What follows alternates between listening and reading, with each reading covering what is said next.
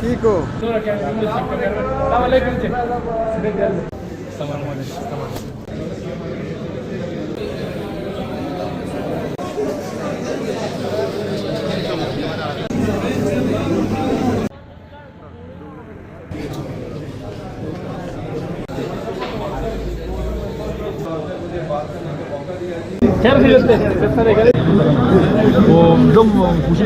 अब्बल कांजू और आगे बरयान मदन वो भी आ सकते हैं।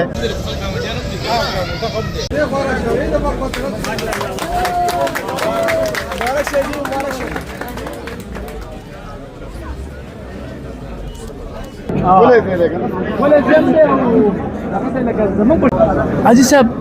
चूँकि पंजाब बेकरी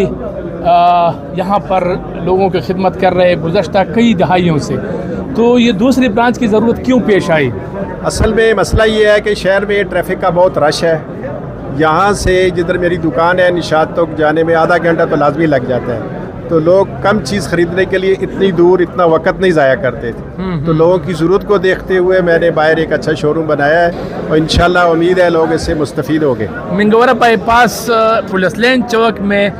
ये एक ऐसी मुकाम है कि तहसील कबल, तहसील बाबूज़ई और आसपास इलाके दोनों को कवर करते हैं। जी बिल्कुल, चूँकि ये चौक है तो यहाँ पे अगर सब लोग आना चाहें तो ऊपर वाले जो लोग हैं मतलब मटा और खब्बल कब्बल कांजू और आगे बरयान मदन वो भी आ सकते हैं और बरीकोट वाले भी आ सकते हैं। बनीर वालों को भी यहाँ पे बाईपास पे आसानी है और इंशाल्लाह उम्मीद रखता हूँ कि लोग हमें खिदमत का मौका देंगे और हम इंशाल्लाह वैरायटी वही है कि क्या है? कोशिश की है कि उससे अच्छी सुप्रीम क्वालिटी में है। तो इंशाल्लाह कुछ मजबूरियाँ हैं सुप्रीम क्वालिटी देने में, मगर इंशाल्लाह हम बहुत कम रेट में अच्छी सर्विस और अच्छा म्यार देने की कोशिश करेंगे ताकि हमारी जो रवायत है वो बरकरार रहे। और बड़ा मशकूर हूँ कि लोगों ने हमें इतनी इज़्ज़त दी है और हमारे ये जो भी जितनी आइटम्स हैं इन्हें पसंद करते हैं। तो इंशाल्लाह हम इस पर पूरी कोशिश करेंगे और अपनी क्वालिटी पे म्यार मकदार हर चीज़ पे पूरा रेट रखें। हमारी तरफ से आपको मुबारक हो और उम्मीद करते हैं कि आप स्वाद की आवाम की इसी तरह खिदमत करते रहेंगे इंशाल्लाह। थैंक यू, बहुत शुक्रिया।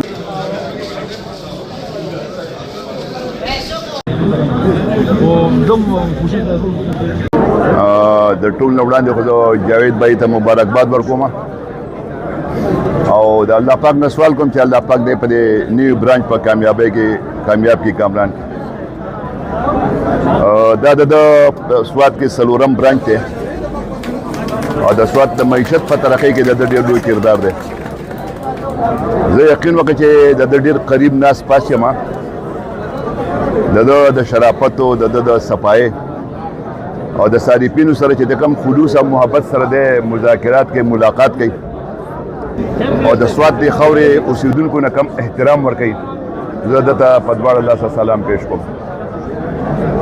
د کوالټي او کوانټیټي د ډېر په لږ وخت کې ځان له مقام جوړ کړو.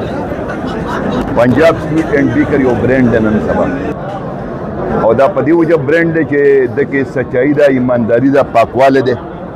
او د ګاګ سره چې کوم دی په خلوص سره محبت سره ملاقاتونه دي، مذاکرات دي، کېناسته دي، پاڅېده دي.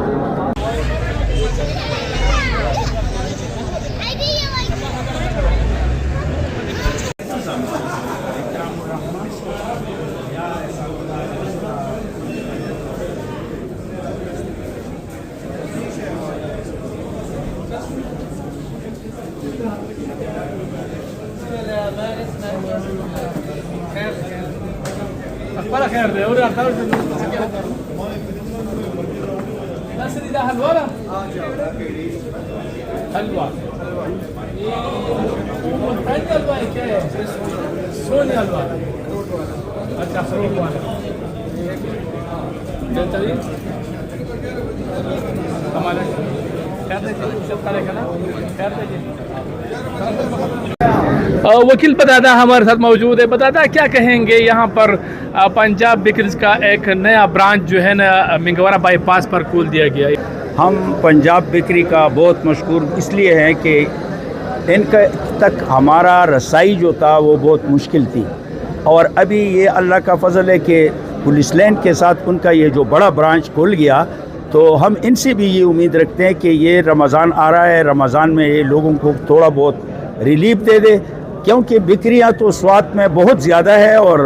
हर बेकरी का अपना अपना एक मेयार है और पंजाब का भी अपना एक मेयार है। तो हम इनसे रिक्वेस्ट करेंगे कि वो लोगों को रिलीफ दे, क्योंकि रमज़ान है और रमज़ान में तकरीबन पूरी दुनिया में जो लोग अच्छे लोग होते हैं वो लोगों को रिलीफ देते हैं। तो इसलिए हमारा भी ये कोशिश है कि लोगों की रसाई यहाँ भी आसान है और इसके वजह से लोगों को एक अच्छी और मियारी फूड मिलेगा। इसके साथ इनके सारे जो आइटम्स है वो भी अच्छी तरीके से वो लोगों को प्रोवाइड करेंगे। बहुत शुक्रिया।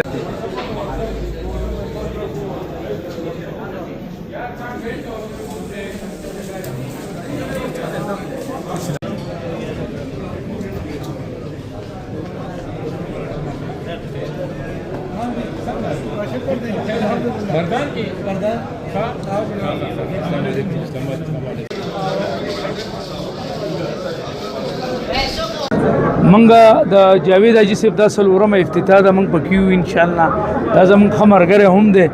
او زمونږ د ملکن ټریډ فیډریشن صدر عبدالرحیم خانم خبرې وکړي